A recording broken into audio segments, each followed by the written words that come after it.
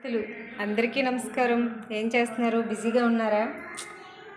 నేనేం బిజీగా లేనండి. టీవీ చూసుకుంటూ ఇగోండి అట్టయితే మార్చేసాను. బిగ్ బాస్ చూస్తున్నాను. అట్టు చూడండి, షేప్ లేకుండా మాడిపోయింది. బ్యాడ్ స్మెల్ ఇల్లంతా. చాలా వరకు స్మెల్ పోదు.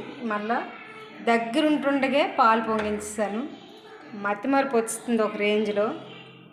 అట్టు స్మెల్ నా ముక్కు వరకు వచ్చినంత వరకు అట్టు పొయ్యి మీద పెట్టాను. సంగతే మర్చిపోయినాను.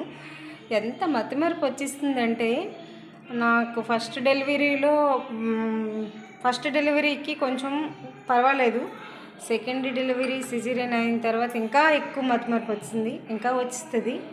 ఎందుకంటే ఏజ్ పెరిగిన కొద్ది మతిమరుపు అనేది అందరికీ కామనే. అందుకే అంటారేమో, చాగంటి వారి నీతి సూత్రాలు చాలామంది విని ఉంటారు. అతను అంటారు, లైఫ్లో మీరు సంతోషంగా ఉండాలంటే ఎక్కడ తీసిన వస్తువు అక్కడే పెట్టాలి.